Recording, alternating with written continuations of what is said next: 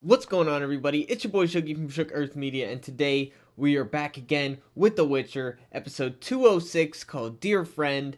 Right off the bat, I'll just say overall, this episode really action-packed, and that's the best thing about it. We got some great action scenes. Overall, I wouldn't say this is like an action show, or that it's, there's action scenes here and there, but this episode, it's a lot of them in a row. So that's the best thing about it. Now, I do have a lot of questions about this episode. I wrote them down. I don't usually take notes when I do these reviews, but I wrote them down because I have a lot of questions. They may, in fact, have answers, but as of right now, I wouldn't say for certain that these are plot holes, but it just feels like it feels like something that needs some explanation. Maybe it'll happen, maybe it won't, but that's just my gut feeling on it. But we're just gonna right off the bat just jump right into. I say right off the bat too much, don't I? Anyways, we're jumping in right here. We get some more amazing location shooting. It almost feels like the budget increases as the show goes on. So we get some really great, visuals and some great atmosphere. I love wide shots. I'm a sucker for this kind of stuff. I like it. And we fight the weird, like, dragon creature thing from the past few episodes, and I like that stuff. It's cool. And then right after that was Vesemir and Triss, and then the firefucker, they call him later. This guy. There's a fight scene here. So this is what I mean when I'm like, this is action packed. It's back to back fight scenes, and it happens at the end of the episode as well. So my first question: how does this guy know where Kaer is? I thought Kaer was a secret. I didn't think it was just common knowledge. How did he get here? How did he know that Ciri was here? Well, he knew about Geralt, right? He knew that Geralt had the girl. Why didn't he come here first? If he knew about Kaer already, if he knows about the existence of Kaer he should know that that's where the Witchers go in this time of year. So he should know that Geralt might be there, or at the very least he can ask about Geralt or find out information about where Geralt is. Why is he only coming here now? So that's my thing. I'm not sure about it. And also, going back to one or two episodes ago when we were introduced to this guy, 2 episodes ago I think, or who cares? When we were introduced to this guy, he was in prison, and in the Demeridian or whatever chains, these are the chains that make it so they can't do magic. Okay, and he's released by somebody to find Ciri. What I want to know is, what is his motivation? Why do they feel comfortable releasing him? Here's the thing. Once you release him, how is he under any obligation whatsoever to do what you want him to do? Why is he doing it? If you already if your deal is we'll release you if you do this thing, you already released him. Are you gonna arrest him again? He's a magical guy. It's gonna be hard to catch him, right? I mean, he could just run off. He could go to a different country. He could go to a different kingdom. He could go to Skellig. He could go. There's a lot of places where he could go, right? So, what obligation is he really under? We get hints that he's kind of seeking to meet the boss who hired him, and my thing is like, maybe that's a more powerful wizard than him. But if that's the case, why does he need this guy to do his bidding for him or her? That's the thing. So it's just, these are just questions that I have about this guy, right? So that's my thing. Like, it feels in this episode like everybody's able to locate everybody with no difficulty. They don't need any knowledge. Now, if this is some magic that they're doing to find people that I'm unaware of, it hasn't been established in the show. I don't know about the source material. I don't know why everybody's able to find everybody. So that's my biggest issue with this episode. Is it just feels like it feels a little convenient, and we're just able to find whoever, at all times. And we get a sad scene here with Geralt. Has to put down Roach, and it's a sad scene, and it makes you feel bad. And I like Roach. I don't want the Roach to die. And I like this close up of the eye, by the way. It's really cool. So that's the like dragon flying creature thing. And then we get this this is a fantastic scene here, where Ciri is kind of put up in the mountains as bait here to draw the creature to her. And now they do answer a question I had in a previous review. When we were dealing with the centipede thing, I was like, why is the centipede thing just stay hovering there? He's not attacking her, he's not doing anything. This creature is also doing the same thing, so it is actually addressed. I still feel like they should have, Ciri should have said that to Geralt right after it happened, because it is kind of weird. But she does say it in this episode about this creature and the centipede creature, that they don't seem intent on attacking her, and that is a very key thing. I'm glad they addressed it, so that's something I like. But then we get amazing little jump scene where Geralt, he attacks the thing, and I like it. So that's really fun. I like some action scenes, you know what I mean? It's fun. And then we get Fringilla and Francesca. I remember their names still. Look at your boy. Your boys remember names. Yeah, it's cool. And yeah, I did like the scene. We're on another location. It's cool. They're the best of buds, remember? Last episode, they were the bestest friends ever. So, yeah, I do like this scene. It kind of sets up a little bit of conflict. We got this guy back in the picture again. Again, they seemed, I don't know if they just switched to this armor permanently now, and that we won't see the shriveled thing again. I think maybe they took that criticism. Again, they seem to be okay with taking criticism. We had that meta joke commentary stuff a few episodes ago. So I like that they're changing it up. I prefer this armor. It's so much freaking better, dude. So much better. So I'm glad to see it. But yeah, so he's basically trying to set up that, you know, maybe taking in all these elves isn't really going to get forward their agenda, and we need to go back on track, back to I think it's getting Ciri's what they're talking about. So yeah, that's, you know, I like his aspect of the Nilfgaardian storyline. I like him kind of coming in and refocusing the efforts on their original goals, and that's cool. We get another location here. I'm wondering, it does seem like they're on location, but I'm just wondering if maybe some of these mountains are added in. I don't know, that I'm just curious, you know, because I'm loving this stuff. You know, the atmospheric goodness, love it. And we get introduced to this temple here. Now, I love the set. Absolutely amazing set. It's really cool atmosphere. This lady here, wrote down her name so I don't forget it. Ninika, I believe.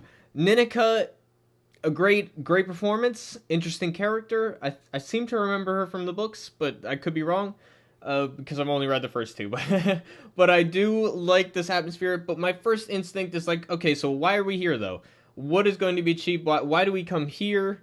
And I guess the idea is to help Ciri in training stuff, in dealing with magic. But that doesn't ever really factor into the storyline that much. So it does feel like almost a change of location just for a change of location's sake. You know, so I'm not really sure we had to come here per se. But you know, it's really okay. I do love this dynamic, you know, talking about Geralt being raised here as a kid, and again, the acting is great, the writing is interesting. I'm okay with it. This guy right here, he's a dweeb. He's awkward. He's weird. So you know, maybe not as big on this part of the episode. You know, this guy kind of annoys me. Kind of annoys me. I think he's supposed to. I just don't really know what the point of him is. I'm gonna be honest. And there's this conversation here between Geralt and Ninika about Ciri, and she says, "You're kind of fucked." And so I'm just gonna throw this in here. It does feel weird to me that somebody who's spiritual temple person is just swearing like that. A priestess of some sort. I'm imagining. It feels a little wrong to me. And just overall, I feel like, you know, I'm not a prude. You guys hear I'm saying that, dropping F-bombs all the time. I think we're a little too quick to drop the F-bomb in the show. I would have removed some of it. It does feel a little bit, a little bit just swearing because I can. And sometimes I think it cuts down on the impact. When you say swear words so much, they start to lose their oomph, you know? So I'm not so much into this the swearing all the time, always in every scene. So and also in this time period, older things. I don't know how much they swear in the books. I don't seem to really remember that. But in this time period, they use more blasphemous words. It's less the four-letter words we use now. It's not fucking shit. It's well, they use those words too, but it was more like blasphemous type of words that related to the religion. So I would have liked to see some more curses of that nature to give it a little bit more authenticity and a little bit more about the religions of the time. I don't think we've gotten too much into that here, but I do like in fantasy getting into that cultural space, talking about the religions and the beliefs and the values of various cultures. That's one of the strengths of fantasy, is talking about stuff like that. So I would like to see that. We're getting sidetracked talking about swear words, but it was just a little thing that I noticed. I do like this conversation though. It's cool. And here we're leading up to the pregnancy and or the birth of this child, and I like that part of the episode too.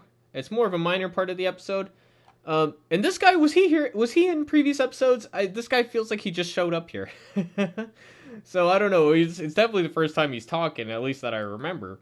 Maybe he had a couple lines here or there, but yeah. So yeah, I kind of forget what's happening there, but it's okay. We got the burn face man talking to, I believe this is the lady that broke him out originally and hired him, and we already talked about how he's trying to meet the person whose idea who hired him basically through her, and he has the elder blood. Forgot to mention that, but he has Ciri's blood from the vial, and that's a very valuable thing. And falling into the wrong hands, it can do some harm. I'm liking how we have animals in here. Some good atmospheric stuff. Anytime we're like, I think that we're on a location here, but it could be a set too, honestly. And it looks pretty good either way. It's pretty cool. And here we got Ishtar, I think his name is. Is that it? Something like that. I should have wrote that down too, but it's all good. I really enjoy this character actor here and his counterpart Fen, and I like the atmosphere of this place. This set really cool. So my only thing is that I felt like he was so close to figuring it out last week. I don't know why he really needed somebody's help to come to the realization. It almost felt like he should have figured it out on his own. But I do like the dynamic here of I mean, these character actors are just great. We got Fen, and I like these two. They have a good dynamic. She's kind of sarcastic. He's like he's a little mumbly. So I like the two of them. They're cool characters. I just don't know how necessary they really are in the grand scheme of things, but maybe they'll come into play later down the line as well. So I enjoy that. And then we get kind of Ciri looking around the library, and again, I already said this guy kind of annoys me. I guess he's comic relief, and he mentions something like, he's like, that's not my tool, my tool's much bigger. And then it's like he's talking about the book. That's kind of funny, little penis joke. I like a good penis joke. And then he drops the book, and then she's like, your tool almost broke my toes. So that bit's fun, not above some good penis jokes, you know what I mean? We all like some good penis jokes, don't we all? Okay, and here's the next thing. Yennefer's here. How did she know Ciri was here? And how did she get here? We saw her, I guess she was on her way to this land before, but how did she know to come here? So I don't know. Maybe she saw it, the cabin lady saw her, told her, and she knows because of her magic. Somebody, if you know any answers to these questions, please lecture me and tell me why I'm wrong, and I would love to hear it. Because I'm really confused how she was just able to magically know where Ciri is. She knows where Ciri is, but she doesn't know that Geralt is with her, even though she knows about the whole child surprise situation, right? She references it in this episode.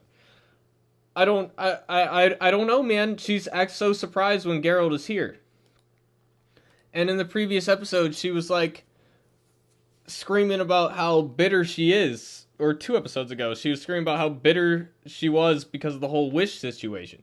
And they do address it in this episode, but I guess when it comes to love, you might have your bitterness, but when you're in the room with that person, it's a different story, right? So maybe that's a part of it, but it just did feel a little like she's real into it. And I would have thought that maybe she was like, I don't know. She said that she didn't think it was real love, right? So what is this? I don't know. That's the thing with love, is it's complicated. So I'm not gonna complain about that too much. But I did like the scene in general. I'm a sucker for that kind of stuff. So we get this training scene. I love the atmosphere again. Where this is a set, but it's amazing. And this guy coming in, bringing the dynamic. Now he has a fight with Dara. I'm not really sure what the point of this is. If it's just to show, oh, this guy's not really a fan of the elves, and he's gonna be working against them in the future. I mean, there's definitely stuff later in the episode that hints at that. And then this guy comes in and he's like threatening. Okay, so this to me is like he's holding a knife to his neck. Now, they were sparring. He played a little dirty. He pushed Dara down. But if they're on the same side, I mean, threatening a commander in the military, if he did something here, or say he sneezed and sliced his neck by accident, bruh, all your people are not gonna be doing great. So, and then he's saved by the bell, as in the baby's on the way. So, I don't know, this scene didn't really rub me the right way. I don't know. So, it is what it is. And then we get this little, dinner conversation scene with Geralt, Yennefer, and Ciri. And I really like this scene. And then Ciri walks off and she's like, I'm gonna leave you guys alone to ponder things. So I like that, she leaves them alone because she's feeling that energy. She knows that, she should leave them alone to do their thing.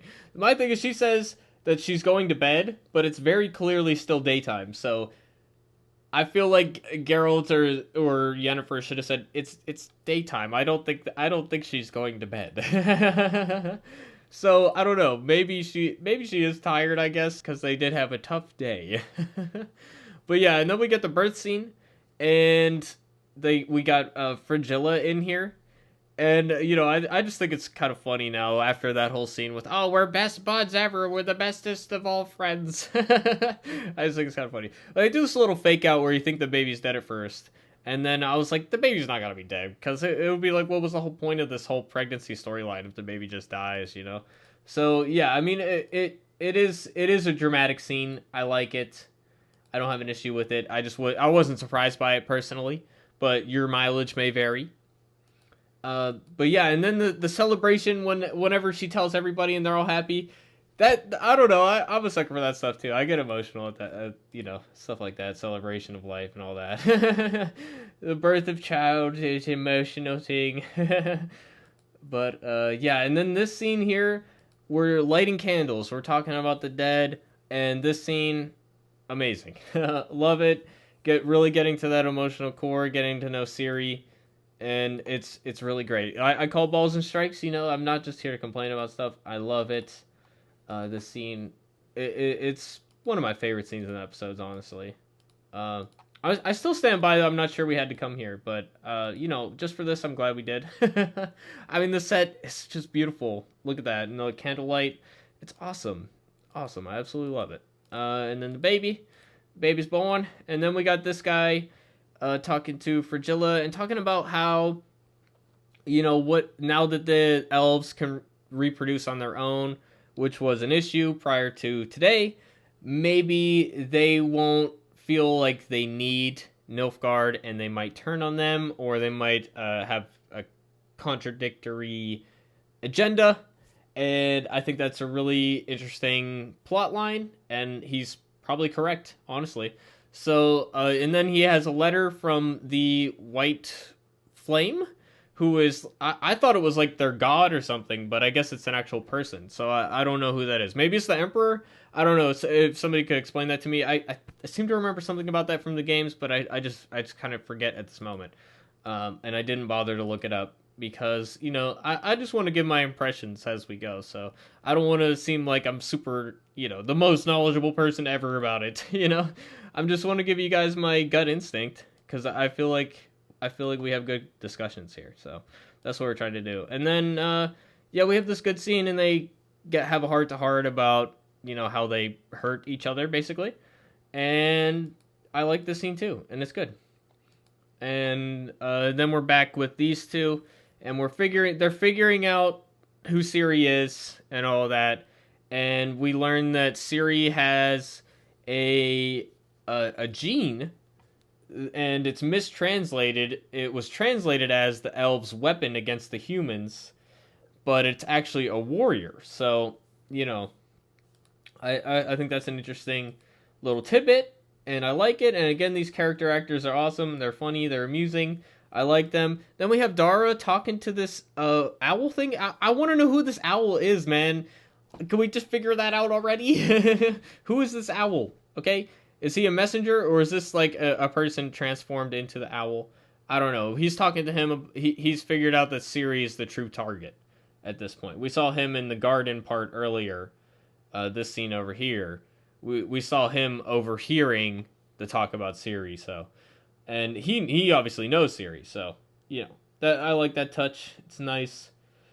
And then this is when the battle scene starts. We this guy that I didn't care for is beat up, and I don't want him to be beat up. I'm sorry that he's beat up. But then here's another thing. How the fuck does he know that they're here? Everybody knows where everybody is. Do you guys see why it's a little annoying? I mean, I would like to at least know if there was maybe somebody in the temple who was a source for him, who gave him this information. If he found something in Kaer Morhen that explained where they were going, anything. If he interrogated somebody, I just want to know how he knows.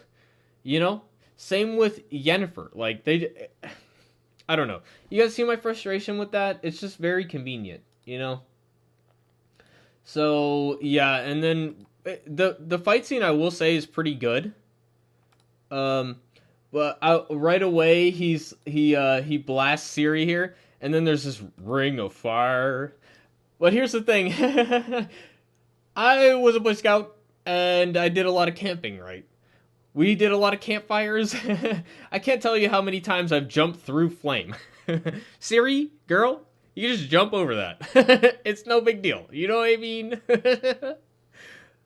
What are you doing? Okay, you can just jump out of there. You can run away. You know what I'm saying, dude? That's all I'm saying. And then, yeah, they run away. They're in this room. Turns out there's no exit. But Yennefer can't do any magic at this point. This scene right here, part of me's like, it's the whole video game thing where the enemies take they each go one at a time instead of all ganging up on him. But, we just have to accept it, right? I love this scene. They do a lot of fun, like, slow motion stuff. So I appreciate it. They, like, slow down time. He punches the dude's tooth out. It's a little much at certain points, but I do enjoy the slow motion and, speeding it up, speeding it down. That's all. It's all good. I enjoy it. And it's brutal. You got some really nice, like, head stabs. You got some nice backstab. It's a great fight scene. That's why I led this review up by saying, oh, it's amazing action, So I like that. And then Yennefer, of course, can't portal them out, so Ciri has to do it. My other question. What are the rules with this portal thing, okay? Why can't the guy who's trying to blast the door down, can't he just portal into this room? Am I off base with that? I know you need to, like, focus and stuff, and it's not just, like, something you could do like that. But he's an experienced mage, right? And we know that he can portal. He's been doing it this episode. Why can't he just portal into this room?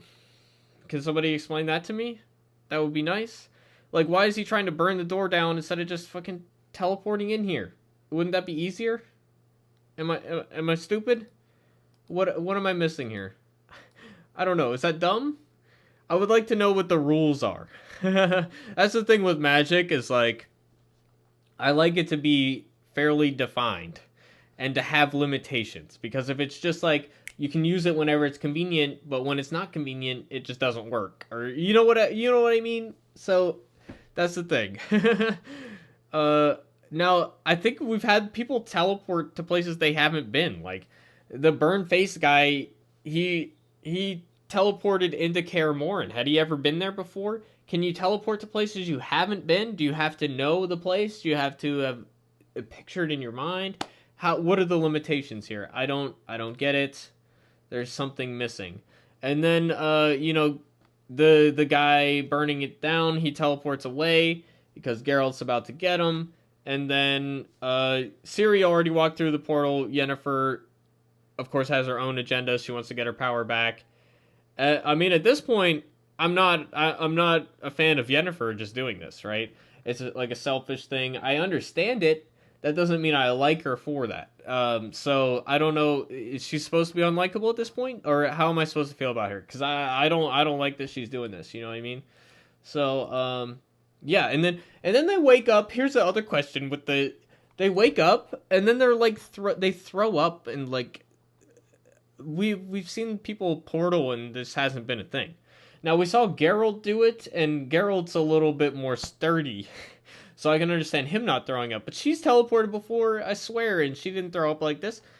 What is going on? Why are they throwing up? I can see Ciri, maybe she's never teleported before, maybe. And she might have a more adverse reaction because she's not used to it.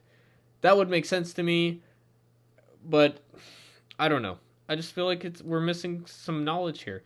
And then Triss tells Vesemir about losing the Elder Blood. And Vesemir, he's looking like he's about to cry. I don't understand. I get like, oh, it's fucked up, but I feel like he should be more angry or concerned. He looks like he's about to cry. I don't I don't get it. What is he crying about? It's weird. I don't know. Something was off-putting about that to me. Oh, and this is the genetic thing, learning about the gene, I think. And yeah, I like that. And then we got Tisaya, she's schmecking on a schmeck. And then Triss teleports in and she's like hiding it. She's like, oh, my mom's coming in the room. I gotta hide the weed. That was funny to me. I had a laugh at that. But that, yeah, look, she's like hiding it. And then Triss informs Tisaya that the Elder Blood is in enemy hands and that it can be really bad. And all that, and it's a decent cliffhanger. Again, it feels a little abrupt, but it is what it is. So yeah, that's my review on this episode. I have like a lot of questions. Like I said, if there's explanations for how people know where Ciri is, that she's at this temple place, totally down for it. As of right now, though, I just feel like it's writing for convenience sake. It's like we do a lot of Walking Dead reviews on this channel. In Fear the Walking Dead, bro, fucking Morgan just instantly knows where everybody is at all times, even though they're in a nuclear apocalypse at this moment. And like, oh, dude, that's what I'm saying. So they could just, I don't know. I don't know what's happening. Let me know what you guys think in the comments down below. If you think I missed something, if you understand why they are able to locate each other so easily, would love to hear it. So yeah, definitely hit me up in the comments below. Let me know what you guys think. Hit me with a like if you like this review, and sub for more videos. We will be back with the next 2 reviews. Only 2 left this season. I'm very excited to finish it off. I'm liking the show overall. I'm a fan. So don't come at me, bro. Don't come at me, bro. But yeah, anyways, guys, let me know what you think in the comments down below. I already said that. But anyways, we'll see you again on the next one. Peace out, everybody. Have a good one. Thanks for watching.